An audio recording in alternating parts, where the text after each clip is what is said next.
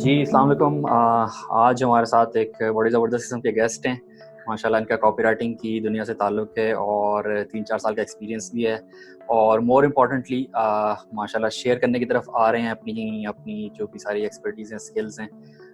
इनका यूट्यूब का चैनल है, आप लोग ज़रूर जाके देखें अगर आप कॉपीराइटिंग और कंटेंट राइटिंग इस चीज़ में इंटरेस्टेड है। द लैपटॉप लिविंग के नाम से, और मैं नीचे लिंक भी दे रहा हूँ, काइंडली जाएँ सब्सक्राइब करें। तो शहज़ाद भाई, firstly welcome to the channel. और थैंक यू कैसे सो हैं आप, मच। खैरियत से हैं? मैं अल्लाह का करम है, बिल्कुल ठीक। Thank you so much for this opportunity यार।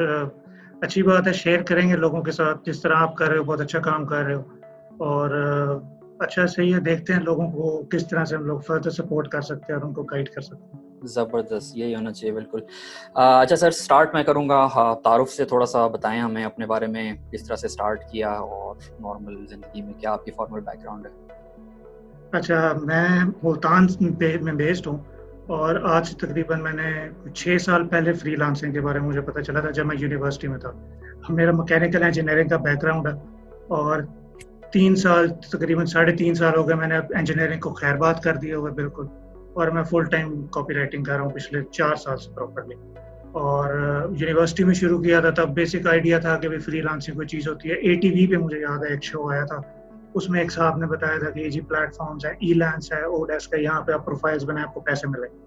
मैंने कहा यार ये सीन ऑन है, पैसे कमा लेते हैं यूनिवर्सिटी में, किसको शौक, किसको बुरे लगते हैं पैसे। तो तब मैंने प्रोफाइल्स बनाई थी, तब मैंने काम शुरू किया था। चूँकि यूनिवर्सिटी में था, फिर मैं ज़रा सीरियस भी नहीं था उसके बारे में। तो 1 साल हल्का-फुल्का काम करने के बाद मैं उसको छोड़ दिया मैंने बिल्कुल। इंजीनियरिंग चूँकि मैंने की हुई थी, तो मैं इंजीनियरिंग में ट्रांज़िशन किया और फिर इंजीनियरिंग भी छोड़ दी और अब मैं प्रॉपर्ली कॉपीराइटिंग को टाइम दे रहा हूँ। ज़बरदस्त, जिस तरह से मतलब ये बैक एंड फ़ोर्थ चलते रहे हैं आप, बस। तो अब कैसा समझते हैं आप, freelancing is a stable thing और गोइंग फॉरवर्ड खुश हैं आप, सैटिस्फाइड हैं? इधर ही हाँ, देखते हैं मुझे अपना हाँ, फॉर द टाइम बीइंग मुझे ये लग रहा है कि फ्रीलांसिंग जो है ये आगे ही जा रही है। अब जिस तरह से ये कोविड वाला सीन था पिछले दिनों में, तो उन्हीं दिनों में ही मैंने अपने पुराने रिकॉर्ड सारे ब्रेक किए थे अर्निंग के। कि ज़बरदस्त। जब जहाँ एक तरफ लोगों की जॉब्स खत्म हो रही हैं, लोग घर बैठ गए हैं और उनके साथ काफ़ी बुरे सीन्स हो रहे हैं, वहाँ दूसरी तरफ मैंने ओवरऑल जो फ्रीलांसिंग की फ़ील्ड है उसको बूम पे जाते हुए देखा है, कि लोग चूँकि ज़्यादा घर मुझे इटली में मैं आपको इसकी मैं हैरान हुआ था इस पे खुद भी, कि जब इटली में बहुत ज़्यादा हालात ख़राब थे, तो मुझे इटली से भी ऑर्डर्स आ रहे थे इवन कि भई वो क्योंकि वो घरों में बैठे थे लोग और जी शॉपिफ़ाई पे काम कर लेते हैं, चलो ये कर लेते हैं, कंटेंट लिखवा लेते हैं। तो हुँ, और जहाँ तक इसका ताल्लुक है इसके स्टेबल होने का, वो ये होता है कि आपको ये स्टेबल करना आपके अपने ऊपर होता है। फॉर इंस्टेंस कि अगर आपको ना असल में रिलाय नहीं करना होता किसी चीज़ पे, कि अगर आप एक प्लेटफ़ॉर्म पे काम कर रहे हो, आप एक पे ना करो, आप 2 पे करो। 2 पे कर रहे हो, 3 पे करो, अपने आप को डाइवर्सिफ़ाई करो। बिल्कुल, ऊपर वाली तरफ नहीं आपने एक्सपैंड करना होता है, आपने साइडों पे एक्सपैंड करना होता है, बेस बनानी होती है। सही। फिर उससे चूँकि रेवेन्यू इतना आता है क्योंकि वो मल्टीप्लायर होता है, 1 मल्टीप्लाई बाय 162 हो रहा होता है जो आप कमा रहे होते हैं। हुँ, हुँ। तो वो आपको इतना पैसा दे देता है कि आप दुनिया में कोई टेंजिबल काम भी कर सकते हो। आप प्लॉट ले लो, रियल एस्टेट में चले जाओ, कंस्ट्रक्शन वाली साइड में चले जाओ। ये ज़बरदस्त। खैर ये बड़ा ही सेफ है। इस पे इंशाल्लाह भी मज़ीद टच करेंगे फ्रीलांसिंग के एक्चुअल हाँ, फ़वायद और जिस तरफ जा रही है चीज़। मैं स्टार्ट आपसे ये करना चाहूँगा, सबसे पहले बहुत आसान अल्फ़ाज़ में, अगर कोई हमें देख रहा है और वो कॉपी राइटिंग या कंटेंट राइटिंग की तरफ उसका एक्सपीरियंस है या एकेडमिक राइटिंग की हुई है, तो आप क्या सजेस्ट करेंगे? कैसे कोई स्टार्ट ले सकता है कॉपी राइटिंग की फ़ील्ड में? अच्छा अगर किसी ने कंटेंट राइटिंग या कॉपी राइटिंग या इनमें से कोई भी चीज़ स्टार्ट करनी है, तो ये जो राइटिंग की फ़ील्ड है, इसको अगर आप इसमें बहुत ज़्यादा एक्सेल करना चाहते हो, तो सबसे इम्पोर्टेंट चीज़ होती है कि आप पढ़ते कितना हो किसी चीज़ को। कि वो एक साहब कहते हैं कि अगर आप 100 लफ्ज़ पढ़ोगे, तो आप एक अच्छा सेंटेंस लिख सकोगे। तो ये ज़बरदस्त। इस तरह से होता है कि अगर आपका बैकग्राउंड थोड़ा-सा इस तरह का है कि आपको बुक्स पढ़ने का शौक है, ये कोई स्पेसिफिक बुक्स की मैं बात नहीं कर रहा। जनरली कोई भी आप बुक्स पढ़ते हो, आपको ज़रा थोड़ा ये इंटरनेट से आपका थोड़ा वास्ता ज़्यादा है, ये आप पॉप कल्चर से थोड़ा-सा इन टच रहते हो, तो आप बहुत अच्छे राइटर बन सकते हो। अगर कोई फिर मेरी तरह चूँकि का इसमें बंदा जो, सॉरी बात काट रहा हूँ, मेरी हाँ तरह जी, का बंदा जो कोई बुक्स नहीं। में इतना नहीं है, मूवीज़ भी देख सकते हो आप, आर्टिकल्स या किसी भी तरह से आप बेसिकली स्टडी हाँ, करना। बिल्कुल हम हमारी कम्युनिकेशन जो है चूँकि अब हम पाकिस्तान से हैं, तो हम लोगों को अंग्रेज़ी तो शुरू से ही हमें कहा जाता है अंग्रेज़ी आनी चाहिए, अंग्रेज़ी पढ़ो ये। तो हम लोगों की इंग्लिश बेसिक लेवल पे इतनी है कि हम लोग कुछ प्लेटफ़ॉर्म्स हैं वहाँ पे काम कर सकते हैं। हाँ, जब आपने अगले बड़े लेवल पे जाना होता है, तो वो आपका जो छोटे प्लेटफ़ॉर्म्स का एक्सपीरियंस होता है, वही आपको इवेंचुअली आगे लेके जाता है। उसमें कोई रॉकेट साइंस नहीं होती है। अक्सर मैंने देखा है कि लोग डर रहे होते हैं कि जी हम स्टार्ट करें, हम ना करें। उनको कर देना चाहिए स्टार्ट, बगैर सोचे-समझे स्टार्ट कर दें। मैंने भी बगैर सोचे-समझे स्टार्ट किया था। डरने से बेहतर है कि आप स्टार्ट करो, मार्केट में जाओ, खुद ही आपको समझ आ जाएगी, कोई टेंशन वाली बात नहीं होती। ज़बरदस्त, मतलब बिस्मिल्लाह करें। बिस्मिल्लाह करें, कोई वेट करने की ज़रूरत नहीं है। ज़बरदस्त। अच्छा, पहले तो मैं आपके यूट्यूब चैनल का जो ज़िक्र कर रहा हूँ, माशाल्लाह से मुझे जो आपका स्टाइल लगा वो बड़ी चीज़ अट्रैक्ट की कि आप बड़े नेचुरल होके बड़े आम ऐसे बात कर रहे हैं हम लोग, आप नॉर्मल डिस्कशन कर रहे हैं, इस तरह से आप बताते हैं अपनी जो भी एक्सपर्टीज़ और अपना नॉलेज शेयर करते हैं। तो ये एक चीज़ बड़ी इंपॉर्टेंट मुझे लगती है कि जब कोई ऐसा कोई अपने आप का बड़ा एस्टैब्लिश्ड मेंटर का कोई इमेज देने की कोशिश करे ना, तो भी बंदा थोड़ा-सा उससे पुट ऑफ होता है कि नहीं यार, ऐसा क्या है, मतलब जब आप उसके लेवल पे रह के बात करते हो, ऑडियंस से आप ज़्यादा मज़ीद कनेक्ट बेहतर तरीके से। बिल्कुल, बिल्कुल। सो इस बारे में बात करेंगे कि आपने यूट्यूब कैसे स्टार्ट की, और मेरा ख़्याल में मैंने जितना आपसे बात भी हुई कि टेक्निकल आपका इतना बैकग्राउंड नहीं था, तो यहाँ पे अब हाँ जी, हाँ टेक्निकली जी। बड़ा आपको कुछ सीखना पड़ता है। तो यूट्यूब के पीछे एम क्या था, और आप कहाँ देखते हैं अपने चैनल को जाते हुए अपने ऑडियंस को, मतलब किस तरह एम क्या है आपका? सही। अच्छा, सीन इस तरह से था कि मैं, चूँकि आपको पता है मैं काफ़ी अरसे से राइटिंग कर रहा था और मैं खुद ही सँभाल रहा होता था काम अपना। मैं बड़ा भी निटी-ग्रिटी में पड़ जाता था कि भई इस बायर ने अगर फुल स्टॉप गलत लगाया ना गलत जगह पे, तो इसका मतलब है ये बंदा ठीक नहीं है, इसके साथ मैंने काम नहीं करना। ओके। तो इस तरह ख़ैर मैं लेके चलता था चीज़ें, रेड फ्लैग्स मैं बहुत ढूँढता था। हुँ, लेकिन जब आहिस्ता-आहिस्ता मैं प्रोग्रेस करता गया, मुझे लगा चूँकि ये एक सर्विस है, जब आप सर्विस प्रोवाइड कर रहे होते हैं, आपके घंटे लिमिटेड होते हैं। यानी मैं कितना काम कर लूँगा एक दिन में, 16 घंटे काम कर लूँगा, बहुत कर लिया तो। तब मुझे लगा कि अब मुझे एक्सपैंड करना है, या कुछ ऐसे क्लाइंट्स हैं जिनको मुझे टर्न डाउन करना पड़ता था। मैं कह रहा था यार इनका काम भी मैं कर लूँ। ये बात है तकरीबन मुझे फ्रीलांसिंग करने से 3 साल बाद की, जब मुझे अपनी टीम बढ़ाने की ज़रूरत पड़ी। तब मैंने फ्रीलांसिंग की ये जो मल्टीपल ग्रुप्स बने हुए हैं इधर पाकिस्तानी राइटर्स के लिए, उनको जॉइन किया। वहाँ पे मैंने देखा, वहाँ पे तो सीन ही बैड है, वहाँ पे लोग ₹1 से भी कम पर वर्ड चार्ज कर रहे हैं। राइटिंग में वो रेट्स होते हैं। जी। मिनिमम मैं कहता हूँ ₹1 का 1 लफ्ज़ तो लो कम से कम। तो वहाँ तो लोग जो 0.5 पे हैं भी वो, जा रहे हैं और एक्सप्लॉइटेशन फुल हाँ, ऑन। 0.5 पे कर रहे थे, 0.3 पे कर रहे थे, कोई बेचारा कह रहा है मैं स्कैम हो रहा हूँ, कोई बेचारा क्या कह रहा है, लोगों को कॉपीराइटिंग का नहीं पता है, हालाँकि मैं कहता हूँ काम करने वाला ही कॉपीराइटिंग है। तो वहाँ से मुझे रियलाइज़ हुआ कि यार कोई और स्टेप अप ही नहीं कर रहा। मैं ये नहीं कहता कि मैं एक बहुत एक्सपीरियंस्ड फ्रीलांस कॉपीराइटर हूँ पाकिस्तान में, और भी लोग हैं, लेकिन वो स्टेप अप ही नहीं कर रहे थे, कोई किसी को गाइड करने वाला ही नहीं था। तब मुझे रियलाइज़ हुआ कि यार ये मुझे यूट्यूब शुरू कर लेनी चाहिए एटलीस्ट, कि मैं 4 बंदों को सिखा सकूँ, पढ़ा सकूँ, समझा सकूँ। और उसका तजर्बा बिफोर जॉइनिंग यूट्यूब मैंने अपने दोस्तों पे किया था। अच्छा। अपने जो जितना भी स्किल्स थी, नॉलेज था, सब उनको ट्रांसफ़र किया था। उनसे जब मुझे रिज़ल्ट मिला था, तब मैं फिर यूट्यूब की तरफ आया था कि हाँ यार, मैं वाक़ई सिखा सकता हूँ। ज़बरदस्त, ज़बरदस्त। और एक और चीज़ जो मैंने नोट की है, जो मेरे ख़्याल में आप भी शायद इस चीज़ से एग्री करें, कि ज़रूरी नहीं है कि आप कुछ अचीव कर लें, उसके बाद ही आप अपना चीज़ शेयर करना शुरू करें। आप पार्ट ऑफ एक जर्नी भी हो सकते हैं, और अभी ऐसा ज़रूरी नहीं कि आप पहुँच चुके हों। आप अपनी बस लाइफ़ जिस तरह आप जर्नी जर्नी चल रहा है आपका, उसको डॉक्यूमेंट करते रहें और शेयर करते रहें। तो बिल्कुल, जिस ये तरह चीज़ आप मैंने इसी वज़ह से मैं लेट हुआ हूँ कि मैं सोचता था कि यार मैं अगर स्टार्ट करता हूँ तो मेरे पास कोई अथॉरिटी नहीं है, मेरी क्रेडिबिलिटी क्या है? कौन तो सुने? तब मुझे, हाँ, मेरा ये था कि मैं फाइवर पे इस टाइम पाकिस्तान में सबसे हाइली रेटेड कॉपीराइटर हूँ। माशाअल्लाह। जब मैंने वो रैंक अचीव किया, तब मैंने फिर यूट्यूब बनाई कि भई अब मेरे पास अथॉरिटी है, अब मैंने कुछ अचीव कर लिया, अब मैं 4 बंदों को अपनी बात समझाता हूँ। सही, तो वज़न ये क्रेडिबिलिटी सारा ऐड इसका होगा। था। हाँ, हाँ, बिल्कुल। सही, ज़बरदस्त जी, इंस्पिरेशनल माशाल्लाह। अच्छा, क्योंकि आप खुद भी डिफरेंट बैकग्राउंड से ताल्लुक़ रखते हैं, ठीक है, आपकी फॉर्मल एजुकेशन कुछ और है, और मैंने, चूँकि मैं भी डिज़ाइन इंडस्ट्री का हिस्सा हूँ, तो डिज़ाइन में भी कुछ ऐसी स्पेसिफ़िक कह लें सब डोमेन्स हैं, जहाँ पे आपकी फॉर्मल एजुकेशन कुछ और हो सकती है। कुछ ऐसे इंडस्ट्रीज़ हैं जहाँ पे साइंस या psychology, for example UI UX आता है डिज़ाइनिंग में, जहाँ पे मैंने बहुत लोग बिल्कुल, देखे हैं बिल्कुल। जिनकी डिज़ाइन की फॉर्मल बैकग्राउंड नहीं होती, लेकिन वो माशाल्लाह बहुत ज़बरदस्त एक्सेल करते हैं। तो आपको क्या लगता है कि ये मुश्किल होता है इन लोगों के लिए अगर कोई किसी और एकेडमिक बैकग्राउंड से है, या आसान हो सकता है? कुछ कोर स्किल्स क्या हैं, अगर आपके पास वो हैं तो you should be confident enough in starting? अच्छा, ये जहाँ तक बात है ना कि आपके पास कोई बैकग्राउंड होना चाहिए स्पेसिफिक, ऐसा कुछ भी नहीं है। मतलब मेरा इंजीनियरिंग का बैकग्राउंड है, मैं सारी ज़िंदगी इक्वेशंस पढ़ता रहा हूँ, और पूरे यूनिवर्सिटी के 4 साल में मैंने अगर कोई इस तरह की फिलॉसफिकल चीज़ पढ़ी भी है, तो वो शायद इस्लामियात हो, वो भी मैंने उर्दू में की थी। तो हुँ, यानी मेरा कोई दूर-दूर तक राइटिंग के साथ कोई ताल्लुक नहीं था, मैंने कभी नहीं सोचा था कि मैं राइटर बनूँगा। सही। लेकिन ये इस तरह से होता है कि ऑनलाइन फ़ील्ड इस तरह से की है, ये बड़ी फ्लेक्सिबल है। ये हर बंदे को एब्ज़ॉर्ब कर लेती है।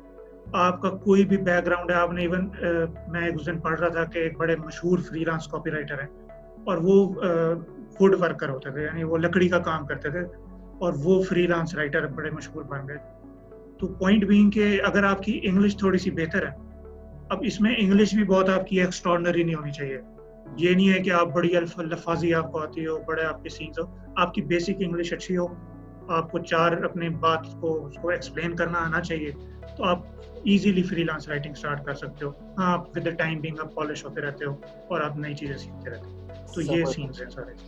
थैंक यू जी, आप काफ़ी डिटेल में गए। अच्छा, मैं एक छोटी-सी आपसे मतलब इस टाइम चाहूँगा, मैं कोई ज़्यादा एलैबोरेट आंसर नहीं चाहता। रिसोर्सेज़ अगर 2-3 लाइन में आप बता सकें, क्या रिसोर्सेज़ ऐसे हो सकते हैं अपार्ट फ्रॉम जो आपने बताए इंस्पिरेशन ठीक है, आप ले सकते हो मूवीज़ से, रीडिंग से, इन सब चीज़ों से, लेकिन जो टेक्निकल एस्पेक्ट्स हैं, जो कवर करते हैं कॉपीराइटिंग, वो हम कहाँ से सीख सकते हैं? अच्छा, अगर आपने कॉपीराइटिंग सीखनी है तो आप यूट्यूब पे हैं एलेक्स केटोनी, उनका चैनल देख सकते हैं। काइले मिलिगन है, उसका चैनल देख सकते हैं। इसके अलावा बहुत सारे कुछ बड़े राइटर्स हैं, फ्रैंक कर्न को देखें, डेविड ओगिलवी को देखें। आप इसके अलावा गैरी हल्बर्ट के बोरॉन लेटर्स हैं, वो पढ़ें। और भी बहुत सारे स्टीफन और जस्टिन, इनका बड़ा अच्छा ग्रुप है, वो जॉइन करें, उसको देखें। मल्टीपल रिसोर्सेज़ हैं, आप सब गूगल करेंगे आपको सब चीज़ सामने आ जाएगी। ज़बरदस्त जी, आजकल तो हर चीज़ अवेलेबल है। ठीक हो गया जी। अच्छा, अब नेक्स्ट अगर हम बात करें अर्निंग्स के बारे में, ये बड़ा टैबू टॉपिक होता है पाकिस्तान में, ठीक है? अर्निंग्स कहते आपने हैं लोग नज़र इतना लग शेयर जाएगी। नहीं करते। हाँ जी, नज़र लग जाती है। ठीक है, इसके 2 एस्पेक्ट हैं देखने वाले, लेकिन एक जनरल अगर मैं आपसे पूछूँ कि अगर कोई इस चीज़ में आ रहा है, और ख़ैर ये तो मेरे ख़्याल में बड़ा गलत है कि अगर कोई सिर्फ़ मॉनेटरी उसको देख के आए, ठीक है? कि इस चीज़ में कितना है। अब बिल्कुल, आप बिल्कुल। किसी भी चीज़ में एक्सेल करते हो तो पैसा इन द एंड आपके पास ही आता है, वो ऐसी बात नहीं है। बिल्कुल, तो बिल्कुल। मेन चीज़ एक्सीलेंस होनी चाहिए और आपको मतलब पैशनेटली चीज़ को फ़ॉलो करना आना चाहिए। तो इस हवाले से ज़रा हमें गाइड करें कि यार क्या एक मतलब अर्निंग ब्रैकेट क्या हो सकती हैं? एक स्टार्टर के लिए या एक मिड लेवल के लिए? अच्छा, इस पे मैंने बड़ी एक डिटेल्ड वीडियो भी बनाई है अपने चैनल पे कि फ्रीलांस राइटर अगर आप होते हो तो आपकी अर्निंग का क्या सीन्स होते हैं। तो उसका मैं ओवरव्यू आपको ये दे देता हूँ कि अगर आप बिगिनर हो बिल्कुल और आप डायरेक्ट किसी लोकल पाकिस्तानी क्लाइंट्स के साथ काम करते हो, तो आप 20,000 से 50-70 हज़ार के दरमियान पैसे कमा सकते हैं पर मंथ, अगर आप बड़े एक्टिव हैं और काम ढूँढते रहते हैं। और अगर आप वेबसाइट्स पे काम करते हैं, प्लेटफ़ॉर्म्स पे काम करते हो, फिर वहाँ पे आपकी अर्निंग जो है वो 1 लाख से 3 लाख के दरमियान हो जाती है in a matter of 2 years maximum. 2 साल के अंदर-अंदर आप इस को पहुँच जाते हो टारगेट को। ज़बरदस्त। और अगर आप ज़ाहिर है तजर्बे वाले बंदे हो जाते हो, 5 साल, 4 साल, 6 साल का एक्सपीरियंस है, तब आपकी लिमिट पे इस पे अर्निंग पे कोई कैप नहीं होती। आप 5 लाख भी कमा रहे होते हो, 10 भी कमा रहे होते हो। ऐसे-ऐसे मेरे नज़र में जॉब्स आती हैं जो कहते हैं हम आपको 1 दिन का $150 देंगे, बस काम करते रहो। ज़बरदस्त। तो इसमें अर्निंग की कोई कैप नहीं। अच्छा, अगर मैं आपसे जनरली पूछूँ कि आपका वर्क डे जो है फॉर एग्ज़ाम्पल, ये मेरा एक्चुअल नेक्स्ट सवाल भी यही है कि फ्रीलांसिंग की लाइफ़ बड़ी रफ़ एंड टफ़ भी हो सकती है, ठीक है? शेड्यूलिंग, अगर आपका क्लाइंट यूएस बेस्ड है, टाइम ज़ोन का बड़ा मसला आता है। तो मैं अगर आपसे पूछूँ जनरली आप दिन में तकरीबन कितने घंटे काम करते हैं? कोई एवरेज है इस चीज़ की? मैं यार दिन में कम से कम ही 10 घंटे काम करता हूँ। 10 से 12 घंटे तो मैं आराम से काम करता हूँ। और क्योंकि वीकेंड्स आप वगैरह? देखें हाँ, वीकेंड मेरा कोई नहीं होता। अच्छा। मैं सिर्फ साथ के साथ इंसान काम करता हूँ। अब फ्रीलांसिंग में क्या होता है, आपने सिर्फ काम नहीं करना होता है। आपने फॉर इंस्टेंस ऑर्डर पकड़ने हैं, आपने क्लाइंट से कम्युनिकेशन करनी है, आपने उनको रिविजन्स करके भी देनी है। पूरा बिज़नेस आपने मैनेज करना। हाँ, पूरा बिज़नेस आपने 1-2 चीज़ें नहीं करनी होती, हमने 6-7 चीज़ें एट अ टाइम देखनी होती है। तो मैं तो कहता हूँ ये 24 घंटे वाला काम हो गया एक तरह से, बिल्कुल, मैं मतलब बस खुद सोने के अलावा। मैं एजेंसी बैकग्राउंड मेरा रहा है एडवर्टाइज़िंग का, तो जब मैं गया तो जब मैं स्टार्ट आउट कर रहा था तो मैं बड़ा हैरान हुआ। स्टार्ट में हम जब फ्रीलांसिंग से स्टार्ट किया तो आपकी वाली बात कि आपने क्लाइंट से भी खुद ही डीलिंग करनी है, ठीक है? आपने फाइनेंसेस भी खुद ही डिस्कस करने हैं, आपने डिलीवरी से लेके फाइनलाइज़िंग से लेके, मतलब मैं अपनी फील्ड की अगर बात करूँ, ए टू ज़ेड हम खुद करते हैं। बिल्कुल, लेकिन एजेंसी सेक्टर में या जो प्रोफेशनल लाइफ़ है इंडस्ट्री में, आपके बने हुए सेगमेंट्स, ठीक है? क्लाइंट की डीलिंग का एक सेक्शन ही अलग है, क्लाइंट सर्विसिंग। बिल्कुल। प्रोजेक्ट नए लेने वाले लोग भी बिज़नेस डेवलपमेंट में हैं, वो टोटली डिफरेंट डिपार्टमेंट है। तो ये बहुत सी बिल्कुल। हैट्स पहननी पड़ती हैं फ्रीलांसर को, तो इसके लिए वार्निंग भी है, और ये है कि आप भाई तगड़े होके आएँ, और ऐसा नहीं है कि हाँ। ईज़ी नहीं है बिल्कुल भी, आपको हाँ, जान शुरू डालनी में पड़ेगी। बल्कि रादर हाँ, सॉरी मैं आपकी बात काट रहा हूँ। शुरू में आसान होता है क्योंकि शुरू में वर्कलोड बहुत ज़्यादा नहीं होता, आप आराम-आराम से चल रहे होते हो या आहिस्ता प्रोग्रेस करते हो। लेकिन जैसे-जैसे आप नई गेमों में जाते रहते हो, ऊपर जाते हो जैसे अगले लेवल्स पे, फिर वो मुश्किल होता जाता है, आपको फिर अपने साथ लोग अटैच करने पड़ते हैं कोई ना फिर एग्ज़ैक्टली आपको मैनेजमेंट की तरफ भी आना पड़ता है, आउटसोर्सिंग वो भी एक नई आर्ट है, वो बिल्कुल, आपको ऐसे-ऐसे सीखनी पड़ती है, बिल्कुल। ज़बरदस्त। अच्छा, अपवर्क के हवाले से स्पेसिफिकली, क्योंकि मेरी ऑडियंस ज़्यादा अपवर्क पे है, और मैं बताइए। आपसे जानना चाह रहा हूँ कि अपवर्क पे जो टिप जो प्रपोजल लिखते हैं हम लोग, उसके हवाले से कोई टिप्स अगर आप स्पेसिफिकली देना चाहें? अच्छा, अपवर्क पे माशाल्लाह मेरी टॉप रेटेड प्रोफाइल है। मैं माशाल्लाह। इस टाइम ज़्यादा काम फाइवर पे कर रहा हूँ, लेकिन अपवर्क पे भी मेरा माशाल्लाह बड़ा अच्छा एस्टेब्लिश्ड अकाउंट है।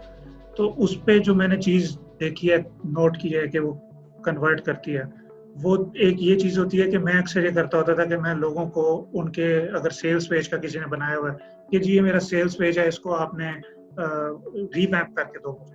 तो मैं क्या करता था, उसको वीडियो बना के भेज देता था उसको कि जी ये आपका सेल्स पेज खुल गया, इसमें जी ये मैं आपकी हेडिंग चेंज करूँगा।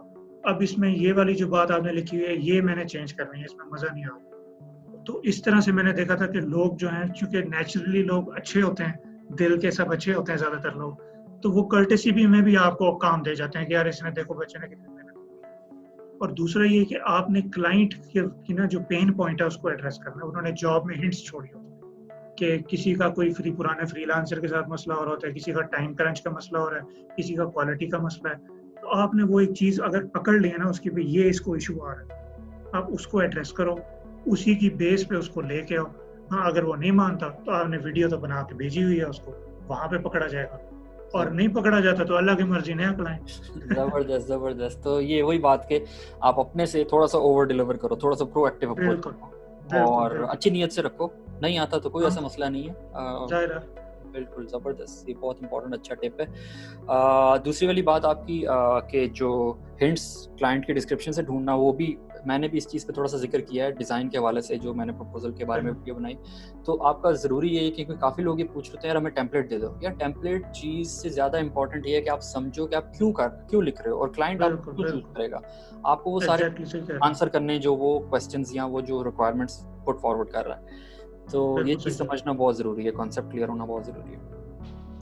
अच्छा जी, अब लास्टली हम लोग थोड़ा-सा कंक्लूड करने की तरफ आएँगे। जी, जी। अब तक तो बड़ी ज़बरदस्त, बड़ी मज़े की रही डिस्कशन और काफ़ी चीज़ें इंपॉर्टेंट पिक करने वाली रही हैं।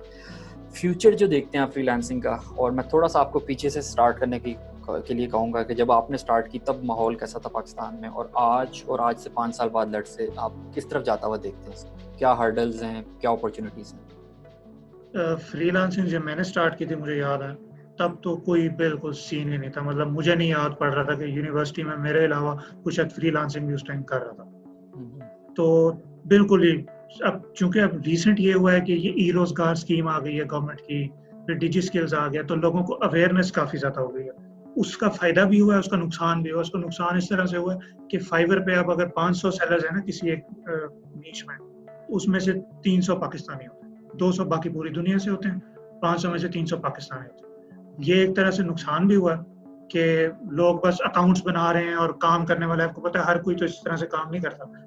लेकिन इसका जो फ्यूचर प्रॉस्पेक्ट है वो बहुत ज़्यादा है। आपने यूएस में देखा होगा कि उनकी आई गेस 40% वर्कफोर्स जो है वो फ्रीलांस है इस टाइम। और जब अब जो हमारी तरह की जो कंट्रीज़ होती हैं, जो थोड़ी ज़रा तरक्की इतनी जिन चीज़ों ने नहीं की होती, तो वो उन्हीं के ट्रैक्स पे होती हैं, उन्हीं को फ़ॉलो कर रही होती हैं। तो मैं तो इस चीज़ से अंदाज़ा लगाता हूँ कि भई अगर अमेरिका में इस टाइम 40% लोग फ्रीलांसिंग कर रहे हैं ना, तो कल को पाकिस्तान में भी यही होने वाला है। क्योंकि हम हर चीज़ उन्हीं के कॉपी कर रहे हैं एक तरह से।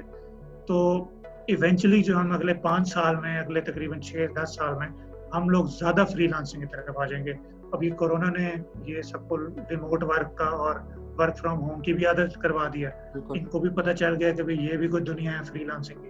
हुँ। तो इस वज़ह से इसका फ्यूचर प्रॉस्पेक्ट बहुत अच्छा है, और मैं कहता हूँ कि एक टाइम ऐसा आएगा पाकिस्तान में कि एक इलेक्ट्रीशियन को भी अपनी वेबसाइट बनवानी पड़ेगी, बिल्कुल ऐसे ही और है। जब उसको वेबसाइट बनानी पड़ेगी तब पीक होगी पाकिस्तान में फ्रीलांसिंग की, कि ज़बरदस्त। कॉपीराइटर्स का भी काम चलेगा, और हर इनफैक्ट किसी का काम स्टैट्स हम चलेगा। देख रहे हैं, अगर हम देखें तो पिछले साल में पाकिस्तान का ग्राफ बहुत ऊपर जा रहा है। इस पूरे इंडिया तो ऑब्वियसली है ही बिग प्लेयर, और बांग्लादेश इंक्लूडिंग पाकिस्तान, ये बिल्कुल, सब फ्रीलांसिंग में अब।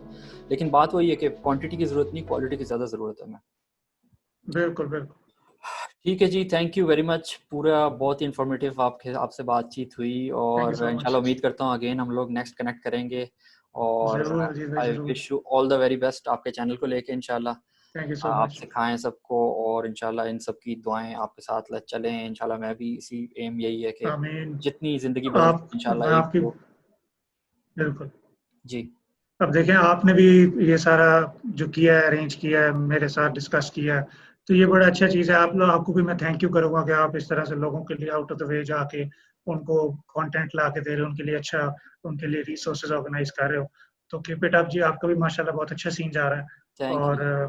कोलैबोरेट करते रहेंगे इंशाल्लाह साथ फर्दर भी। इंशाल्लाह सर, बहुत शुक्रिया आपके टाइम का। इंशाल्लाह फिर होगी बात। थैंक यू जी। Thank you so much.